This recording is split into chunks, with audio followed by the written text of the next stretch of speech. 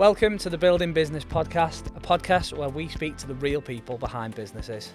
In each episode, we'll be having conversations with founders, leaders and entrepreneurs about the highs and lows of running businesses. Brilliant. Super. How are you doing? Good, you? Yeah, good. We're just going to roll with it. Cool. See how we get on. Nice. How's things? Going well? Good. Good weekend? Yeah. What'd you get up to? Lots of cinema trips, actually. Oh, right, okay. Yeah. Nice. Do Do you have one of them passes? No, but I shall probably get one. Yeah. Save myself. Do they still do them? I think so. Do you remember when we were younger, they used to do there's an unlimited card at Cineworld? Yeah. How much is it now? 20 quid. So I'm sure it used to be like a tenner when I was younger. Yeah. Like 20 quid, to be fair. A month. Yeah, but if I take like that per person, if you go twice, you get your money back, don't you? You should so get one. Which cinema did you go? Showcase. Ah. They don't do one. Is it good cinema, that? It's an old one, that, isn't it? Yeah, but they've got the nice recliner seats, so you've got... I saw... Have you ever been to the... what's the one in Walton Village? You know, the proper old Victorian one? Isn't it just a standalone? They've saved it now, haven't they? Yeah. Yeah. Then they're restoring it. I love that. Never been. No. Probably be cold and uncomfortable. We went the Everyman the other week to watch And Devil your Wears love- Prada. In your love seat. Watching a chick flick. There you go. Yeah, you know me. Wasn't my choice, for the record. What did you watch at the weekend then? There's 2 horror movies. One called Obsession, Nice. and then it was terrible. And then another one called Backrooms, which was a horror. Right. Also terrible. But it passed the time. He was just a bit of a film buff. Yeah. I love that. Yeah. You can't beat it. Like I say, when we were younger and we had them, we was there all the time. Like every night of the week, just go to the cinemas. Yeah. It's Get just your because it's money's easy to do, isn't it? Yeah. So, Yeah, I do love it, mate. It's so expensive now, though. mm, We go to the View in Cheshire Oaks because it's like $7.99 a film. yeah. But I think you go like Cineworld now, it's like... Sure, it's like 12, Almost 20 quid, 13 yeah. quid a ticket. And obviously there's like 3 of us, so Yeah. it costs us an absolute fortune. Not great, is it? And then No. if the movie's not good, you're like, okay, what now? And then you have to buy a load of food. Yeah. So it's, you know, you don't get change from 50 quid at the cinemas now, do you? No. But it's fun. Let's keep going. It's How's the trailer. business? It's going well. Good. Yeah, enjoying ourselves. Yeah. I've had a record-breaking month Amazing. last month, so that's... How long's the business been going now? So together as the partnership, just under 2 years. Yeah. But almost 5. Yeah, brilliant. So- We had Jen in a few weeks ago, to be fair. Yeah. So what we're going to do is going to compare both episodes Okay. and see who was telling, Who's better. telling us what, yeah. Good luck, Jen. So record-breaking month Yes. in May. Yeah. Brilliant. Yeah. Super. And is that project work or retained? Or a bit of both? It was a mixture of both. Right, okay. Majority of it was project work to bump Yeah. us up, but the Nice. retainers Do you know, I keep it going. suppose, does your project work lead as a bit of like a gateway into getting retained contracts with people as well? It's the gateway, but it's probably where the most fun happens. Yeah. Where the most like the craziness happens, Yeah. or you need to use your brain a little bit more Yeah. rather than kind of going into autopilot. Because you know your clients know you when you're on the retained, so that's Yeah. fine. But then when you're doing a project, it's just it can be a little bit more interesting. It can be you've got to think of how this scenario will impact this, that. I suppose project work could be good or bad though as well, couldn't it? You could Yeah. be dealing with some really difficult stuff Yeah. or doing really fun stuff. Yeah, I say fun, but it's probably just where like stories can come from. Yeah. Then you'd be like, oh, remember when we did this? Or remember when I this suppose happened? it's more challenging in a way because you get to challenge your experience a bit more. Yeah, it's like bending and twisting the Yeah. employee relations bone, if that's a thing that exists. But Love it. Yeah. Sounds good. So what's your background then? So obviously Yeah. 2 years in partnership, 5 years. What were you doing prior to all that? How did you kind of get started? So, Take me right back. okay. So the beginning of my career, I left uni, left early, didn't want to, What were you Like, doing at uni? I was just doing business studies. All right, okay. I- Because you were interested in business. Yeah. Yeah. And it was also always something, it was probably The Apprentice, probably a bit of The Office. Yeah. That's the reality of The what Office. the world of work is like. And on all of those aspects, everyone hates HR too. Yeah. So I was like, right, I'm hated already. How else can I be hated? But no, it was, so I went into the business studies and then dropped out after my first year. Didn't really think, okay, this is for me. And then I was looking just for an apprenticeship when I got back home because I was like, right, I need a job. I need to be able to fund Yeah. whatever student lifestyle I was kind of creating. Was you anyway. living in at uni as well, or? Yeah. So I was living in Manchester. Oh, right, where I okay. went, and so you're still in that kind of like that mode of constant partying and doing what you do. And then I was just trying to find any sort of apprenticeship that I could. And I ended up getting one in a funeral home. Oh, wow. So I worked in a funeral directors for... Doing what? 3 years. Like at the start... Being an undertaker? Not... That's towards the end. All right, okay. But like, at the start, it was more like administration. Yeah. Because it's basically glorified events management. The way that you look at it. Yeah, to be fair, there's probably more money in it than events management. Yeah. Oh, yeah. God, yeah. And I wish I kind of like stayed in that career looking back in hindsight. But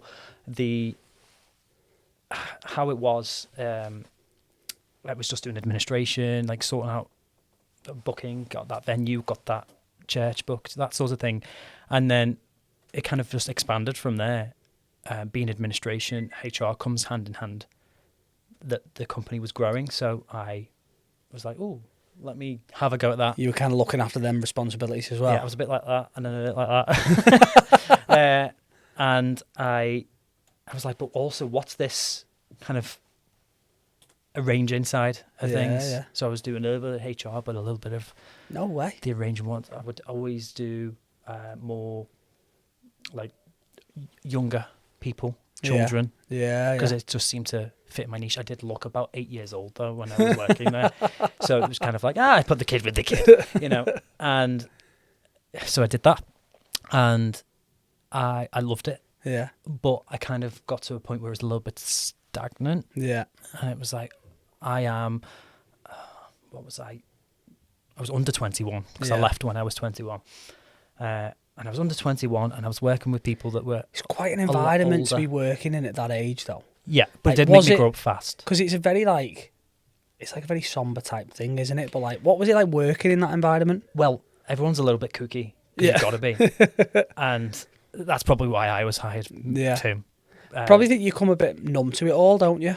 Yeah. I remember. So my interview was like the most interesting interview ever. Yeah. Being exposed to a lot of interviews as well from my career, but also this was the most interesting interview. Still to this day. It was just a conversation in a room like this, having a kind of a good time, and then they were just like, right, okay, are you ready for the practical element? And I was like, right. Okay, the silence said it all. I was like, okay, I'm here now. I've got to go. Bear in mind, this was an £80 a week apprenticeship that I was doing. Okay. So I was like, right, okay, what is it? And what was the practical element? I'm getting there. So we walk in. You can tell he's a movie buff, can't you? I'm like that. Tell me more. Yeah. And then, okay, this take me in. There's another room here. So behind this door, here's your task. I felt like I was on the Crystal Maze. I was like, right, okay, where am I going?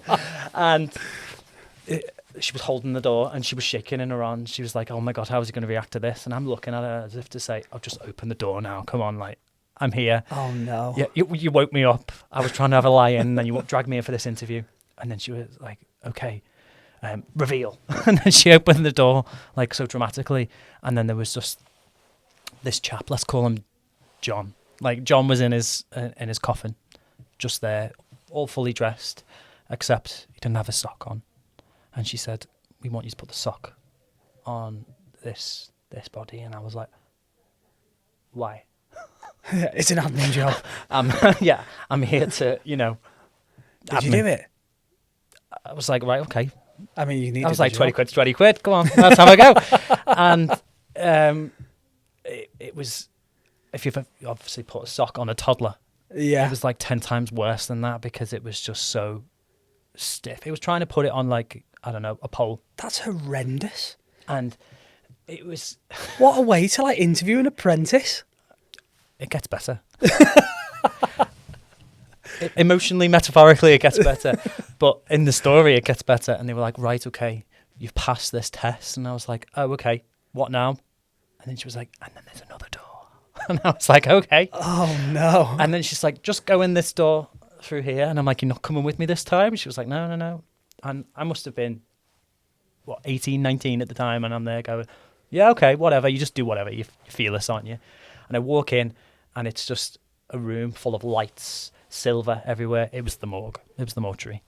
And they were just there on... No. On the plinths, on the rackets, what do you call them? You know, they were just there on the beds. There was like 3 in the room because it wasn't a very large mortuary. You know, because I've seen a lot of mortuaries in my day. And I walk into one, and there was one that was like a really like terrible accident that somebody had, where the head had been bashed. This is getting worse. And this was your interview? Yeah.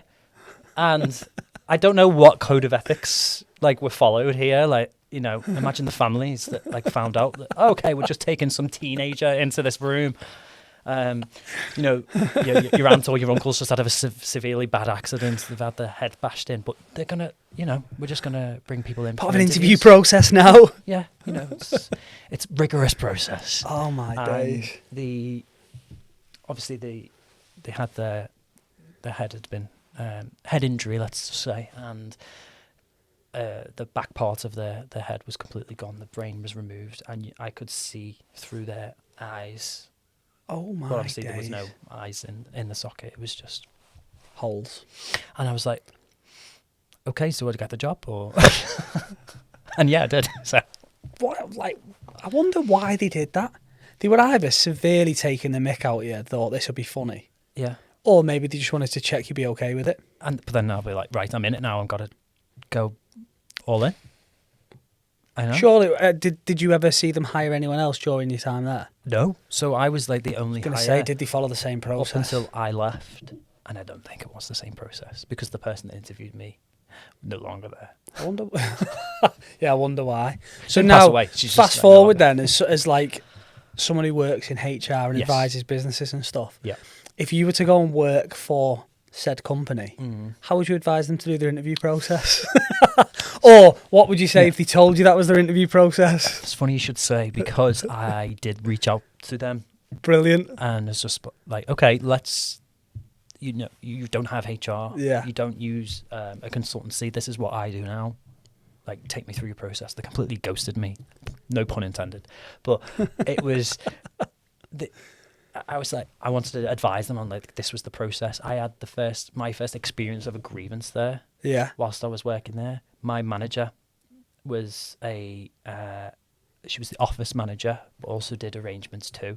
But because it took her so long to get to that arrangement stage, she kind of, I don't know, resented me a little bit because they were like, "Oh, you seem like you quicker than her." Yeah, like you could get some rapport with people. Let's get you doing it too, and. She used to like throw pens at me. She used to oh my god. She used to like clout me down the back of the head, and she'd be like, "You're the same age as my son." And I went, "Well, I'm not your son." She actually hit you on the back of the head? Yeah. Oh my days. And I was just like, I can't believe this is happening to me. Mom, what can I do? And she was like, write a letter. And I was like, dear Mr. Funeral, this is how I felt. Da, da, da. And that was like my first experience of a grievance. Wow. But I had it in an envelope in my top drawer, and I was like, if she throws one more pen at me, I'm putting it in. So I was like, I was ready to go, okay, here's what I experienced while working here. Yeah. Obviously, that was 15 plus years ago. Like, I was like, right, okay, this is what I felt and experienced then as an employee. All your staff still work here. The same people still there as well? The same people. The one that took over my apprenticeship after I left is now like a full-time employee that's been there. So they've not hired anybody really since then. So there's no new young blood. I can't imagine staff turnover's high in that sector. No, because it's like, again, pun intended, it's a job for life. Yeah. And it's constant. Once you're in, aren't you? Yeah. Yeah. And it was just, it's a very luxurious industry to work in.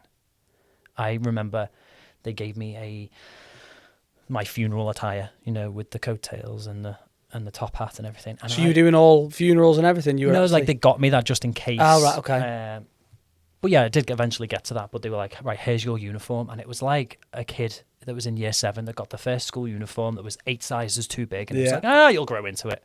I mean, I never did grow into it. And it was like, oh my God, this is probably more than this costs more than I earn in a week, because I was on that £80 a week. And I was like, right. And I was probably the richest I ever was being on an apprenticeship wage. Yeah.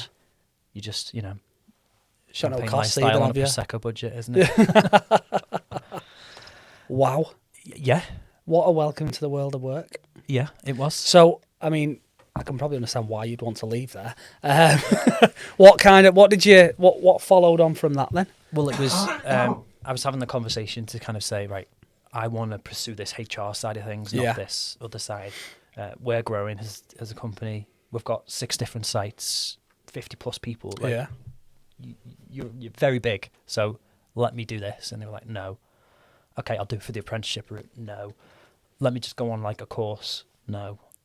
And then I raised the 2 fingers in the air and I said, right, okay, got to do it on my own. And I went to uni. All right, okay. Again, but to study and completed HR. it this time. Yeah. And I did, yeah. Well, and that was all off the back of you having a little bit of a taste of like the HR side of a business. Yeah, it was like, oh, this is interesting, or this is always kind of like where There's always going to be a need for it as well, isn't there? Yeah.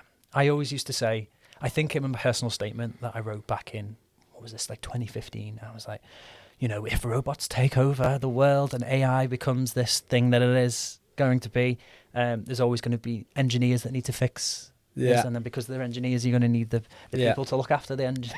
So, well, it clearly worked. I still had that little bit of confidence then. So, Brill. So, how long did you restudy at uni for? That was a 4-year course. Oh, right, okay, wow. But then I was working full time alongside of it. Don't ask me how I did it. Probably didn't sleep for 4 years, and then I went and did my master's straight away in HR because I was like, right, okay, this is what I want to do. So it was like 5 years then, really, was it? Yeah. Wow. So that was, and then just kind of got a job in industry, if you like. Well, because I was working continually whilst I was still at uni. In a HR role. Yeah. Oh, brill. Oh, super. So I had one role where they were like, okay, we only want you for a year. Yeah. Okay. Like, they wouldn't tell me why. And they was like, yeah, you seem like you can do it. Okay, great. And it was a big manufacturing company. And I started on my first day, the MD, the chief of this, the director of that, everybody pulled me into a room. I was like, great, okay, I'm getting sacked on my first day. What's going on? And they went, no, we need to make 800 redundancies and you're going to run this project. And I went, but I'm just a baby. No way. Yeah. So that was great. Yeah. And baptism of fire. It literally was. And so this is why my career kind of like fast-tracked trajectory. Because I was getting exposed to all these things. The thing is, a lot of it is experience as well, isn't it? Like, you'll have covered the theory of these things on your courses, assuming. And then it's exposing yourself to actually put that theory into practice. But, I mean, to be fair to them, they've thrown you under the bus day one, but they've give you a great platform to learn on. And I grabbed the bus. And I was like, right, I'm in charge. Move over, beep, beep. Wow, that was a good, nice first project then. Yeah, so then it kind of from then, everything was like, meh, I'm not going to do that. Could be worse. You could be putting a sock on a foot, you know. Do you know what? It's a good way to look at it. As bad as it gets, at least you're not putting a sock on a dead man. Exactly. So I hope John, he's doing well. Yeah. God bless you, John. Wow. And then obviously it was from that company that you then went freelancing. Well, and then I had a couple more like roles that were always fixed term. I found that in the world of HR, you become very institutionalized very quickly if you're in-house. Right. And like, it's not what the right way is, it's what kind of they want bending it. Really interesting you say that. Yeah. So, I mean, we're 10 years in Quicklime now, and we kind of didn't have anything. And I remember there was a guy that worked for us, and I'd found out he was just not doing any work and that. And I was like, right, that's it, he's gone. Bin him off and all that. And I'd actually gone to a networking meeting, and I was like fizzing, I was fuming. And someone said, you can't just get rid of him. I was like, oh, I can. I want to. And I will. It's my company, I'll do what I want. They were like, he worked for you for longer than 2 years, you can't do that. And I was like, stop me. And they were like, really think you should speak to someone? This person's a HR consultant. And I was like, what's that? Like, no idea. Yeah. Still running my business on a wing and a prayer. Sat down with this lady. And then after about half an hour, I realised I can't just get rid of him. So she then came on, did some work with us. And then we had this great idea. So we were going through like a period of growth, or exponential growth, if you like, where we were hiring. And I thought, you know what? It's going to cost a fortune, this. Let's bring someone in-house. So we brought someone in-house.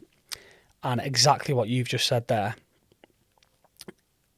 I'm not saying that it was wrong what they did, but it moved from black and white to a little bit fluffy, a little bit grey, a little bit... Yeah, it was all about how do I make everyone happy?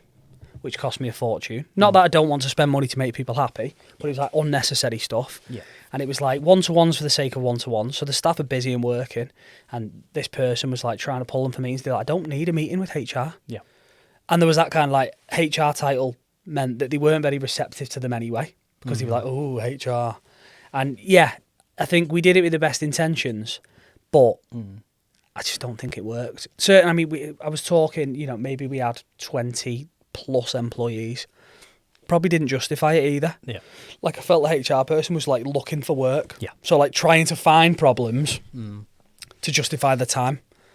I'd rather if you didn't find problems, like because everyone's fine, smoothly, great. I want to grow. Yeah. Yeah. So we then switched back to an outsourced support type mechanism, which I think businesses at a certain size, and you'll obviously know the numbers behind this, but I think it's so much more suitable for businesses up to a certain size. Yeah, definitely. Because what are those numbers? What's that? Sorry. Perfect for companies to outsource versus in-house. I'd say up till about 50 employees. Yeah. Then it becomes more of like an argument, if you like. Or like a full-time role. Yeah. Or, how often is this outsourced working for us? So is it going to be cheaper as bringing somebody in? Yeah. That sort of thing. Is there enough work? About 50 employees, I would say. But I've seen it in a lot less. Yeah. Well, that's it. Like I say. I mean, we just thought it was the natural thing to do, but then you look at your budgets as a business, and you're like, we're paying that salary. Yeah. We've not got any HR issues. Is that because we're paying that salary, or is that because everyone's all right? And then, you know, they just sat there like, oh, I'll just have another one-to-one with everyone. Well, you sat with them yesterday. And it just takes that kind of like one thing. Yeah. To kind of like tip it over the edge a little bit to be like, right, okay, we either need outsource or we need someone there. Yeah. It's always probably better to have them not in the business because they're removed from it. So there's not that institutionalization. Yeah. Is that even a word? I've made it up. And to a degree, they haven't got the same amount of rapport with the staff. It's like if you work with someone all the time, but then someone goes, I need you to discipline them, you're going to be like, oh, this is awkward. Like, oh, come on, mate, just, you know. Yeah. This it removes time. all that, doesn't it? And I did have a lot of that when I was in-house. To just be like, no, I don't care. It takes a certain character to be like that, though, doesn't it? Yeah. Because, obviously, without being that person, like, the rules are there in place in order to kind of function. And then when someone's like, oh, just make an exception once, it's always just once. Yeah. And found that the more that you did for that one person, they would create the more. But once you do it for one as well. Yeah. Why you have to do it for everyone, don't you? It is like, I think managing people, me and Steve were talking the other day, I think managing people is probably the hardest part of running a business. The hardest part. Yeah. Well, like I said earlier, before we were recording, that we're hiring our first employee. Yeah. And that's obviously a big step. I mean, you're pros at this stuff, so it should be like, well, that's what we said. We said we need to walk the walk now, talk the talk. You know, no pressure. I know. So it was kind of really scary to get to that point. I guess probably accountants feel it when they're doing their own accounts. Or, you know, marketing companies doing their own marketing strategy, and you're like, oh, I just think people, right. And it's hard, isn't it? Because like without people, you haven't got a business, and like certainly our business, our people are our business. Do you know what I mean? And we've worked really hard on culture and on creating an environment where they can just come in, be themselves, and succeed. And like that's really difficult to do as well. But they're also very easily the hardest thing within the business to manage because there's emotions. Do you know what I mean? There's so much around a person on any given day. Like anything can happen. Stress, tiredness, overworked, underworked. It's just like, and I think a lot of my time and energy in running the business goes into stuff relating to our people. Good and bad. Probably more good than bad. But it's exhausting. It is. I used to, when I was a solo consultant before we merged together, like my tagline, my slogan was sporadic. Like people are sporadic. Yeah. And like you don't know what you're going to get from anybody. Yeah. That wasn't the tagline. That was me explaining the tagline, but it was like sporadic ideas and thoughts about people.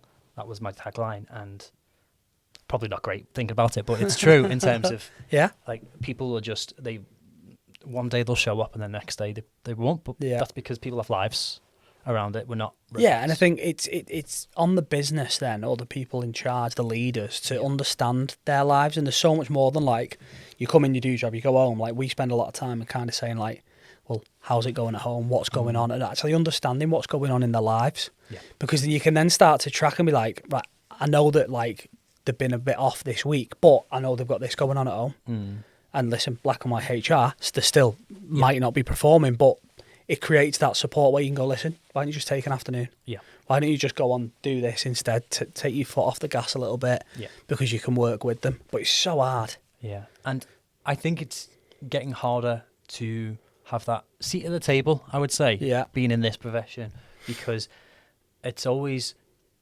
looked down on. It's like, oh, where's the police, the fun police, or where's this, that, the other, you know. But then the like things that happen in like the real world in the news, and it's always, well, it was HR's fault. Yeah. Like P&O Cruises with the whole situation that they had with the CEO, that he was having an affair with the HR director at the Coldplay concert. Oh, yeah. There was... it's always HR. It's always us. You know. And then there's the other one where they were like, we've sacked our HR department because they were causing too many issues, and it was a big company. I can't think of it off the top of my head, but it was literally a couple of weeks ago. Yeah. And it turned out what they did was they just upskilled their managers in order to be able to people manage correctly. Yeah. Like you were saying a minute ago, just to be able to handle those situations, and then they've outsourced when they've needed to. Yeah. And that's kind of the right way. But it's the narrative. It's that's spun. It's the story. That doesn't sell papers. It doesn't sell papers now. But it's also, I agree. And I find that when I speak to people and they go, what do you do? And I go, work in HR. And they go, okay, you love control, or you love like holding all the power and stuff like that. I was like, hang on. Honestly, it's more about empowering, innit? Yes. Like, HR doesn't make decisions. HR doesn't have any kind of power in that respect. It's there to be an advisory board, and then the risks are taken by who is it? The manager, the owner, the directors, whatever. And it's just to kind of say, this is what you can do, or this is how you can make this that little bit better, that 1% better, you know. But when I've had conversations with people and they're like, oh, HR, blah, blah, blah, and it's like, they're the people that probably are the problems. Yeah. Or they've had a really bad experience because they've dealt with somebody that wasn't trained correctly, or was institutionalized. And I think that's where I think the training's the key part. So we'd had a conversation, maybe going back 12 months, with someone that we do some work with. Yeah. And we've been talking about scale of growth of the business versus scale of growth of the staff. And we've grown kind of like 20% year on year for however long. And this lady had turned around and said, so at the end of the day, your business, from where you started to where it is now, has grown over 120%. Yeah. And I was like, yeah. And she was like, in that time, say a manager's been with you from that period to that period, have they grown at the same rate, or have you invested in their growth and development at the same rate? And I was like, no. And she was like, so you've now got a business that's this big, but your expertise and your training and your development of the people that ran it at this big is still there. And she was like, so your investment needs to go into them to help them be able to run it at that big. And that like scaling businesses, I think that's one of the biggest challenges you have, because you do well and you've got a great team and you grow and you grow and you grow, and you just kind of roll with the punches. But at some point, that structure is going to start to wane a bit, because it's like the same people that were running it when it was an eighth of the size are expected to run it now. Startup mode versus corporate mode, or and that's like that switch is so hard. Yeah. And that's why people stay in that sweet spot and go, okay, well, I'm making money to justify my lifestyle. Yeah. I'm all right. Because they're not willing to go, do you know what? Let's go all in and train these people and develop these people to take this to the next level. Yeah. And like you say, a lot of businesses will look at it and go, it's not worth the carrot. Someone once called it the desert to me. And it's kind of like when your business is in the desert. Yeah. Because you pass that part, but you're not there yet. And so many businesses get lost in the desert. Yeah. And they either need to decide, no, do you know what? We're going to take our foot off the gas and move back and just be a lifestyle business and enjoy it. Or we're going to go, do you know what? No, let's chuck a bit of money at this and go for it, invest in our people, drive it to that next level, and then see what comes next. Well, they might see a mirage in the background, a little monsoon, and go... I'm usually the mirage guy. Yeah. Like, I'm going to do that. And I'm the same. You've got to take some risks, though, haven't you? Yeah. Within your business, otherwise you're just gonna be stagnant. And I it'd be think very I'm boring. I'm just a risk taker. That's my biggest, not problem. Probably No, one of your my greatest biggest asset. Yes. Opportunity. My greatest asset is I'm a risk taker. No, I Yeah. am. But I'm one of them. Like, I'll always throw caution to the wind. Yeah. Gets harder the bigger the business gets, because obviously I'm responsible for bigger numbers, Yeah. more people. You know, I've got 27 mortgages that I need to make sure get paid every month. Do you know what I mean? Like, if I take too much of a risk, people might not be able to pay the bills. So Yeah. that does sit on me sometimes. But Yeah, it does, because then it goes on to that kind of conversation of saying, like, you know, we're a family, we're looking after each other, and I love the idea, the principles and the practice of it. No, yeah, in the sense of, like, would you say like, oh, okay, we're all family. You treat your family different to how you treat your friends or your colleagues.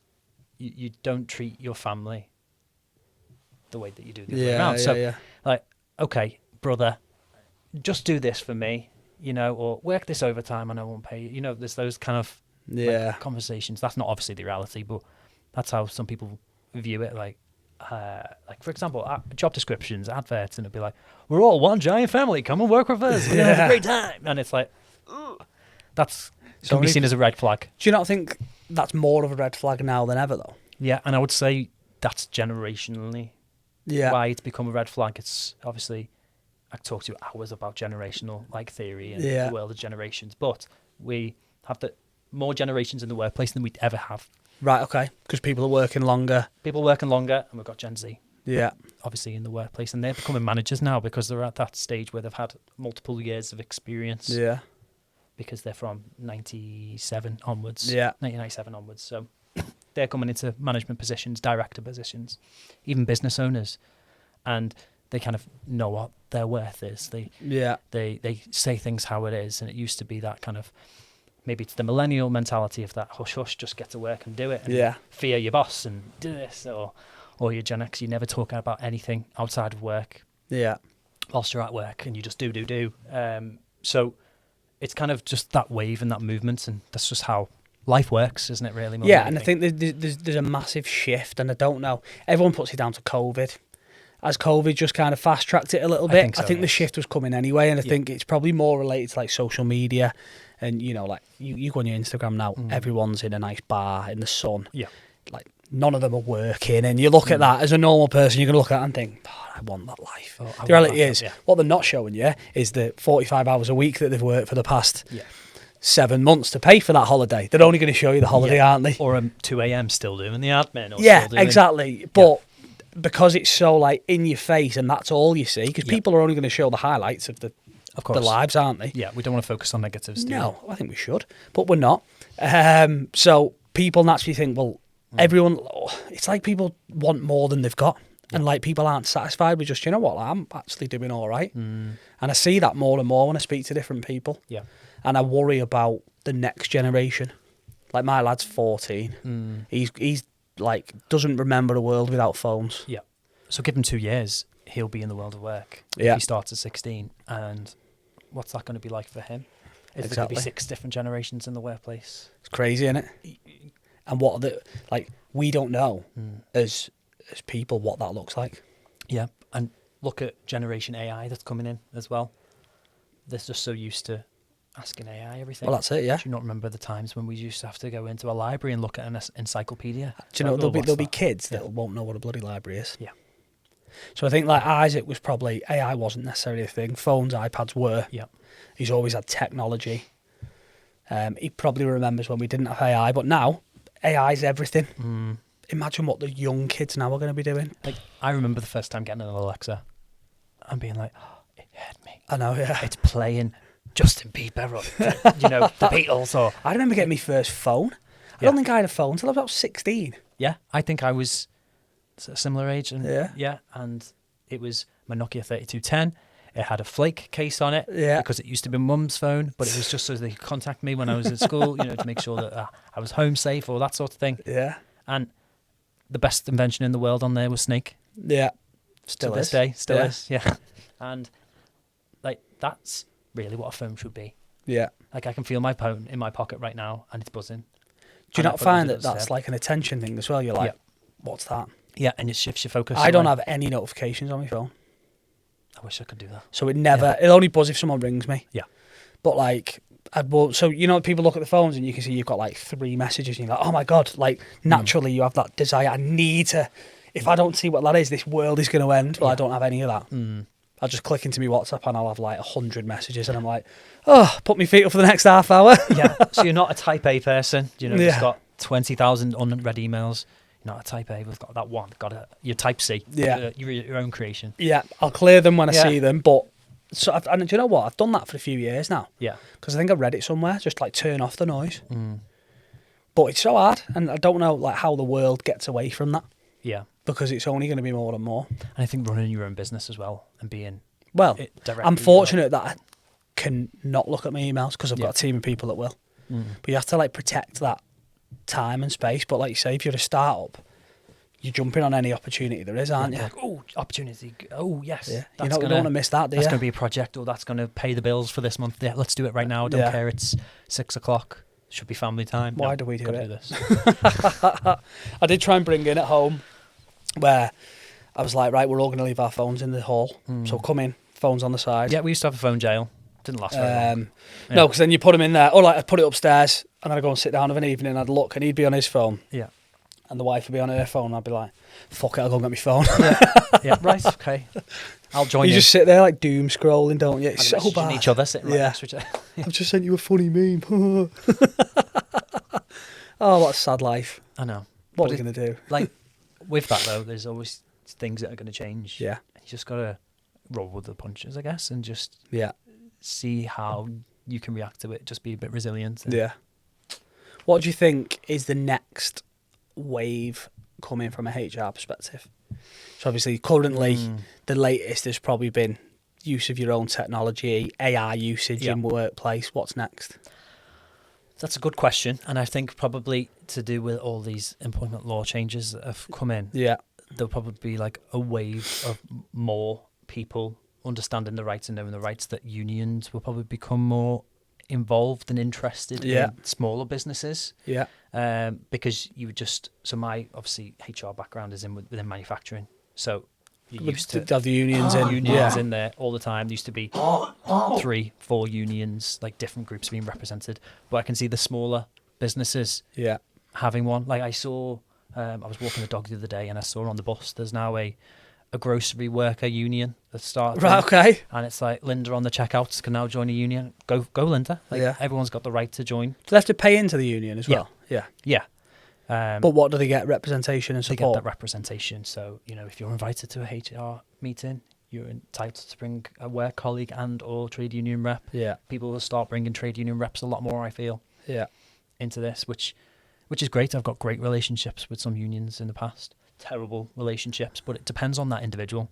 Yeah. Similar to the HR person. Listen, I think they're a good. It's a good thing. Yeah. If used in the right way. So, one of my roles, I joined a manufacturing facility in Wales. There were 700 staff, and I was the sole HR. Oh my God! And so the thing is, you needed the union. I needed the union just to bat off some things that were simple. Yes, no. Here's where you find it. So I introduced the union into that. And then which I bet a lot of people would look at and be like, why is he bringing the union in? Yeah. Can't he do his job? Doesn't he not trust himself? Well, no, I'm not. Like, it's quite clever, really. Yeah. You use it to your advantage because they're going to be there supporting your team. But then if you're supporting them, I'm being their cheerleader, they can be mine when I need it to. Yeah, yeah. And when it comes to that area of like negotiations, and it's very big in that world. Yeah. But that's manufacturing. How I see it impacting the smaller businesses is just having that voice, or you know, oh, that person's been under here 2 years, so we can just sack them. Yeah. Obviously, soon to be 6 months. Yeah. But, is it? That's moving in January. Yes. Great. January 2027, 1st of January. There you go. Heard it here first. Heard it first. Exclusive. Oh, hopefully you didn't hear it here first, but if you did, speak to Dan. Yeah, speak to Dan. And I think it'd just be like, oh, no, it could be this, could be that. Bring the union in. You slipped up on your process, and people need to be more in tune with the process, that they might need someone external. Do you know what I think it shows? If a business is to embrace a union like that, it shows you've got confidence in what you're doing as a business. Yeah, and it's Also, the Fair Work Agency that's been introduced, Yeah. that is like an intermediary before you even go to ACAS as an Yeah. individual. You go to it and be like, oh, I think my pay's wrong, help me out. And it's not really shared. There's no sing and dance about it. It was probably mentioned on the news once, Right. And then it's gone over people's heads because other things are happening over here, distraction, when it's actually really a benefit for some people. Yeah, it's you can go to that Fair Work Agency. Liverpool City region, Manchester, through Andy Burnham, has introduced the Fair Work Agency, which was just before all of this was implemented. And really, it's just about being a good employer. Yeah. And what does good look like? That's different for each industry and area, but it's just treating people correctly. Yeah. And that's it. It's not hard. Like, in theory, it's not difficult, is it, to treat people nice and be kind, but I've heard some horror stories. And I have too. Yeah, well, you've probably lived them. You have lived them. Yeah, Putting I am socks the horror on story. dead people. So obviously you've kind of moved from in industry Yes. to now, in theory, you're in practice running your own Yeah. consultancy. What are the biggest what have the biggest changes been for you in that process? I think it's been more of like a weight off my shoulders more than anything. Right, okay. And it's been like, I don't need to like be super concerned Yeah. about these conversations that are happening to be like, oh, go on, Dan, just this once, or you've let them off. Because with it's that almost sickness like once, they're you not know. they're not that in contact with you because you're working for the business as opposed to working with the business. Yes, in a way. But obviously, I think HR should and always will be within like that Switzerland bracket, right in the middle. There for the employees and the employers. I am Switzerland. I used to use that shot too much, but with like you need to be there as well because sometimes we can have somebody that's paying for us and they're a terrible employer. Yeah, and I'm like, you've really messed up here, and they're like, well, how can we get out of it? And then sometimes it's you can't. You kind of can't. Like you've done things that are illegal, and you like this person should and would. And is that because they're ill-advised? Yes, or not advised at all, or not advised at all, or even worse, advised by little Miss ChatGPT. Yeah, that does. Are you seeing that more? Yes. The thing that I see the most is within grievances. I'm an employee. I am annoyed that this has happened to me in work. That's fine. Everyone's entitled to have their grievance. Yeah. But this person sits at home. I've had a really terrible time in work. The partner says to them, yeah, you've not been, that's rubbish that, isn't it? It's happened. Oh, right, okay. And then people speak to the therapist, ChatGPT, what can I do? Well, my employees did this. Help me write like a bulletproof grievance, which is fine. It's great. People can use it for that opportunity to be able to enhance what's out there because they might not have the knowledge, but then what they are bringing out there is it's too agreeable. Yeah. Sometimes everybody's not in 100% they're perfect. There might have just been like it's a 50-50, or your employee's not communicated something to you, so then you're pissed off about it. Yeah. And that's okay too. But then, 27-page document of how I'm feeling awful and how you've breached policy and how you've done this. Right, okay, go spend your time, employer. Yeah. And go spend your time use an outsourced person, using like all of your managers that are involved, and go and investigate it. That's my... Yeah. And obviously that's just me stereotyping, but I've seen that in practice and the people are just like, haha. But then you're also seeing businesses that are using it. Yeah. Like I speak to so many people now who like won't make a decision without running it through their AI. Mm. And to be fair, if you put in the right information into it and fact checking what you're saying and asking it to challenge you, that's fine. But a lot of these agents are built up to basically tell you what you want to know. Yeah. You're amazing. Yeah.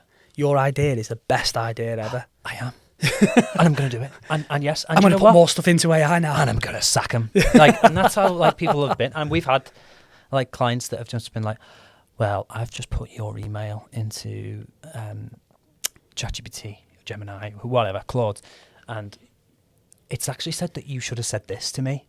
And why didn't you say this to me? And I'm like, because that context was never given. And everything's very contextual, isn't it? But there's been times when having the conversation, you can just be like, well, that's because I'm not running my life through AI and I'm, using my brain. Sometimes things are misinformed that are included in there. Like going back to, as we mentioned before, the grievances, I've seen it like, this constitutes a breach of this act that doesn't even exist. Or this Or it's one, American. and it's American, it's European law or whatever. And it's just like, no, like it's Yeah. but then people get that because they've had it from generative AI. It's been regurgitated and they've gone, that sounds amazing. Yeah. Oh, I'm getting something out of this. Yeah. Like, look at me go. And it's like, Do you use In any some AI yourself? Obviously not for that side of stuff. yeah, I don't think there's anybody that you meet that doesn't use AI. Yeah. We used to use it in our marketing a lot, for like generating images. Yeah. And then we finally had some sort of marketing budget in order to kind of like go do some brand shoots and things like that. So it's slow and steady. Yes, I think it's great though. Everyone use it. I think I'm focused on the negatives and the positives from it because they do get some positive outputs for it. And for me, I'm dyslexic. I'm terrible at writing emails. Yeah. And sometimes it can be like, sort that out for me. I get it to polish my emails all the time. I've had probably since I was at uni Grammarly. Right, yeah. And that is AI in respect. And it's been around for years, but it's not generative. But that's just helped me. Yeah. Like, speak do like you know what? being, It's a tool. It's not going away.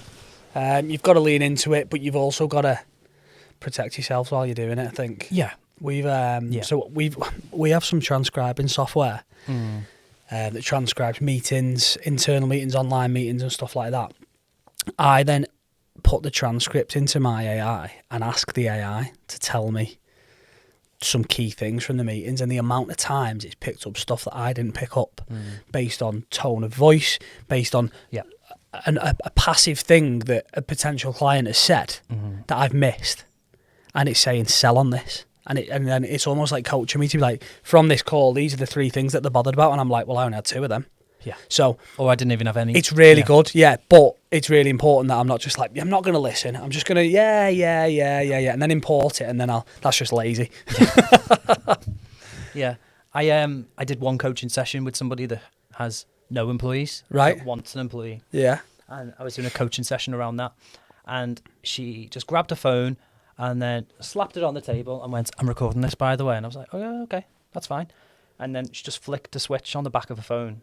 And it was just like a magnetic, I don't even know what it was called, but it was magnetic on the back of the phone. She just switches it on and it did exactly that, as you've said. Yeah. And I was like, that's amazing. And obviously it picked up bits that she didn't take that I was sharing to her during that session. Because sometimes it can go in one ear out the other. Do you not use stuff like, or you're not allowed to use stuff like that in what you do?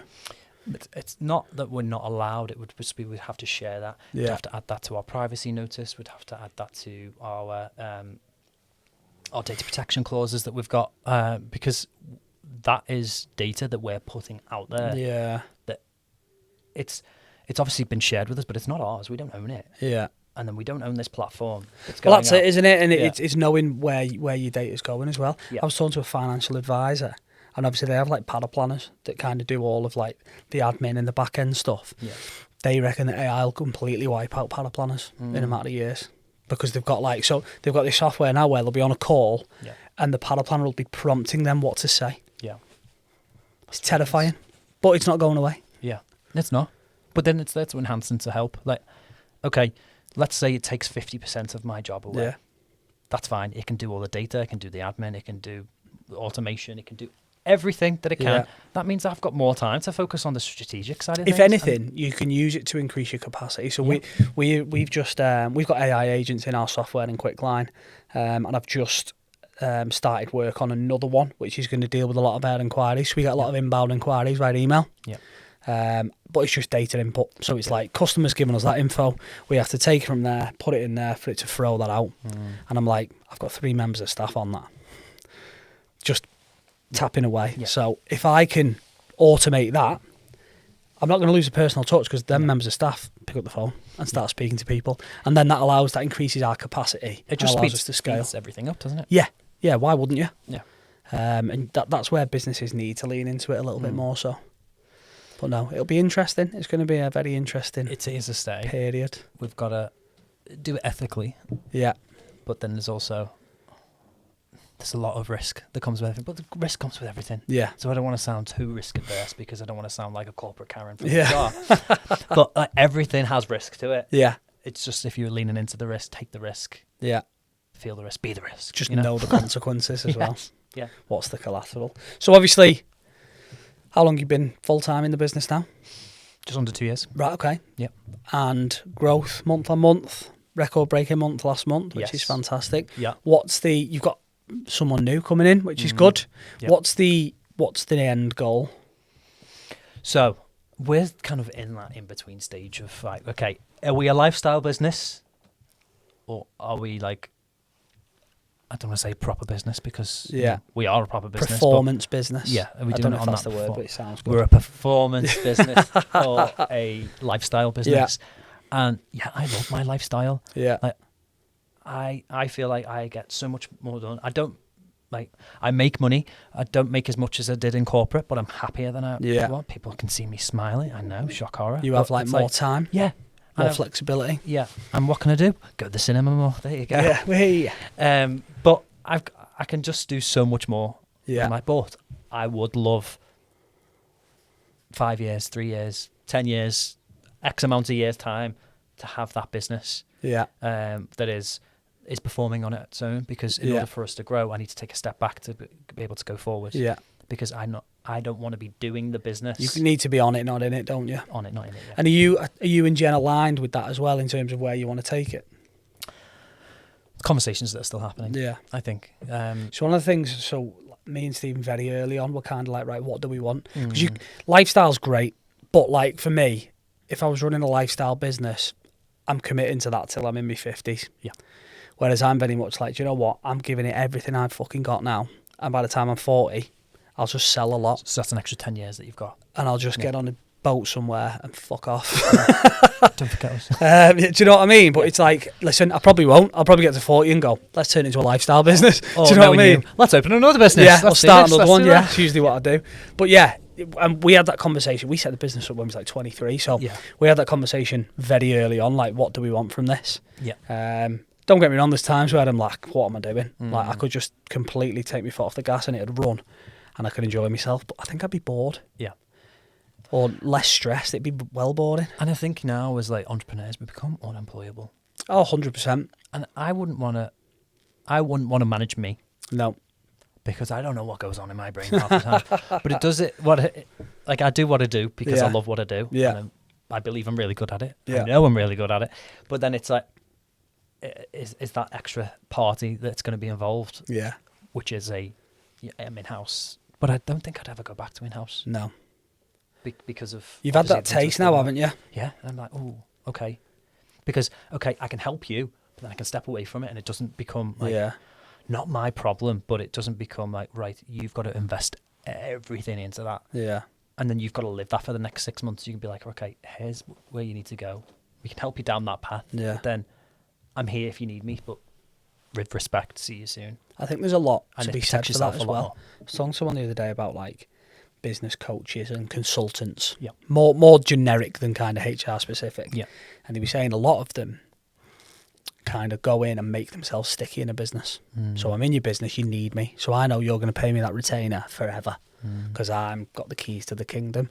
Whereas I think the ones that really do well are the ones that go in, deliver value and leave. And come in and go, it's my job to deliver that and get off. Yeah. And I know you'll ring me again in 6 months' time with another project. Do you know what I mean? Because but having you'll remember confidence me. in Yeah. what you do instead of going, it's £1,000 a month and it's a 36-month contract and you're going to need me.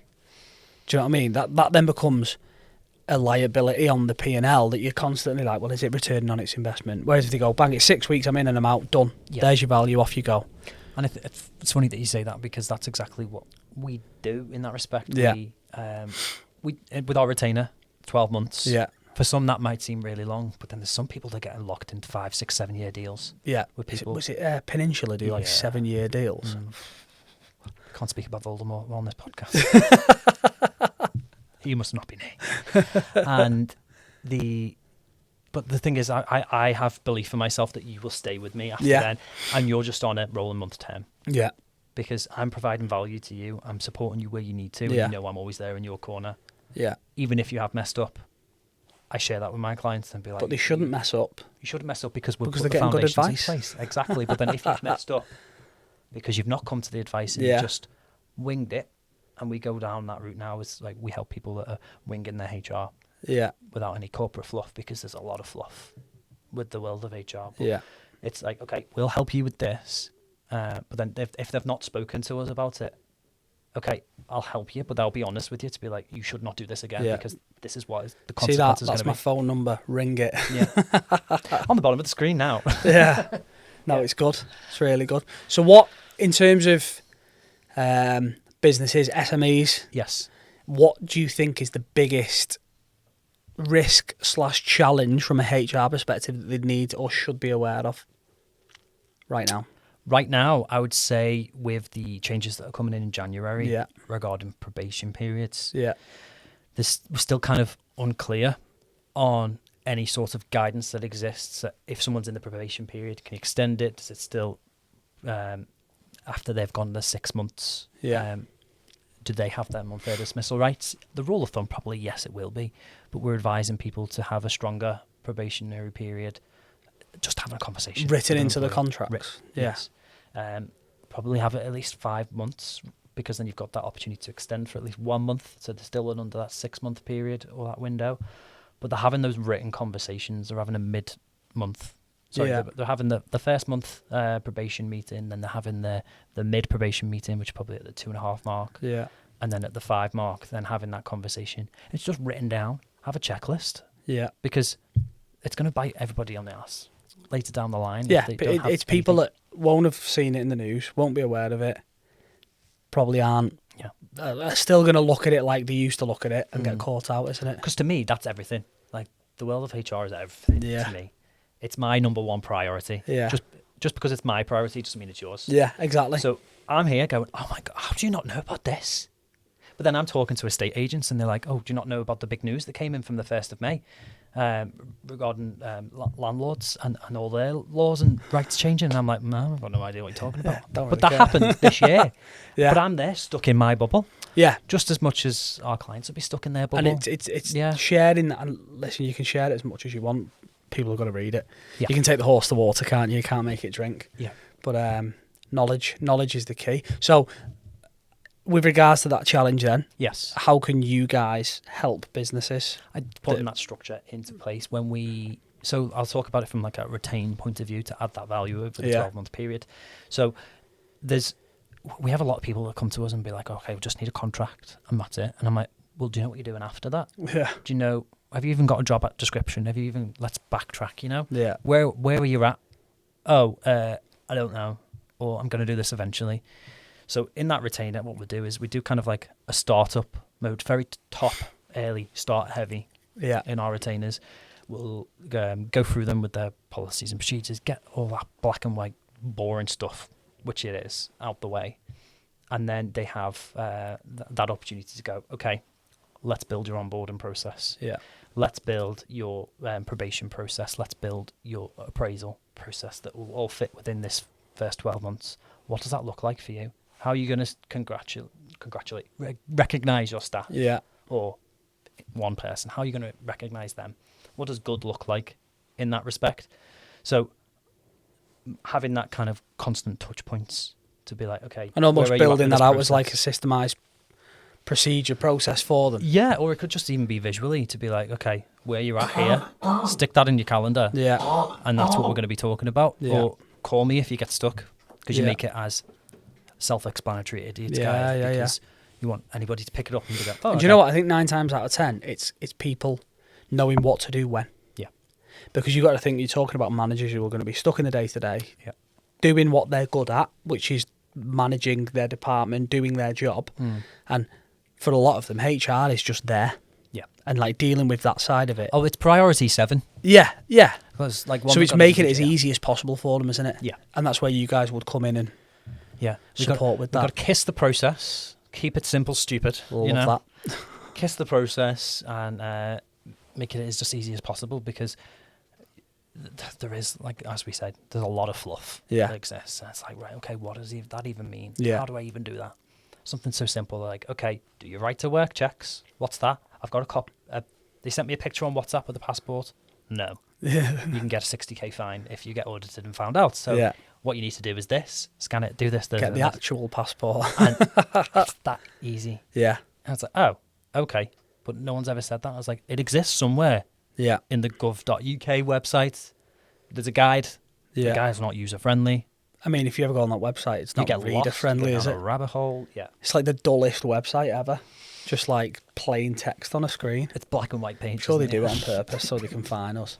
But no, and I suppose there's a lot of businesses out there that may have gone through a similar process or done something similar 3, 4, 5 years ago that don't necessarily realise that things are changing. Yeah. And, you know, how frequently would you review that, or should a business review that? I'd review everything on an annual basis. Yeah. From my own business, as I do, but also that's what we'd advise people to do, at least as minimum on an annual basis. Yeah.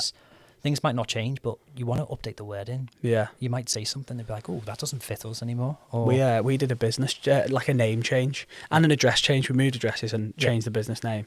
And you don't realise how many things it's on. Oh my God. Like, we're over 12 months, and I found one the other day, and I was like... I found one very recently as well, and I was like, right, okay, Squarespace. Yeah. Why do you need it? But then it'll go on their invoices, and you don't look at the invoices because they just go automatic pay, because everything's automated. And I must have been getting post to the old address for ages. Yeah. Hopefully it was bills. Yeah. But yeah, no, good. So where can people find you? People find us on all the socials. They can IGHR. Yeah. That's Icky Guy, HR Consulting. LinkedIn, Instagram. Brilliant. Facebook. And Google, your own podcast. And my own podcast. Give that a little plug. Conversations with colleagues, having conversations with people about things that happen in the world of work. And are they kind of topics? And certain topics, like we've covered perimenopause, we've covered ADHD, cybersecurity, the works. Amazing. Well, we'll share a link for that as well. Thank you very much. But no, it's been good. Very interesting. I know. I can't believe your first job was in a funeral parlour. Well, technically my first job was in McDonald's flipping burgers, but... The funeral parlour's more interesting. Yeah. But no, thank you very much. Really enjoyed it. And yeah, keep in touch. Thanks so much. Cheers. Thanks for listening to the Building Business Podcast. If you enjoyed the episode, please subscribe and share it with someone else who you think might enjoy it too.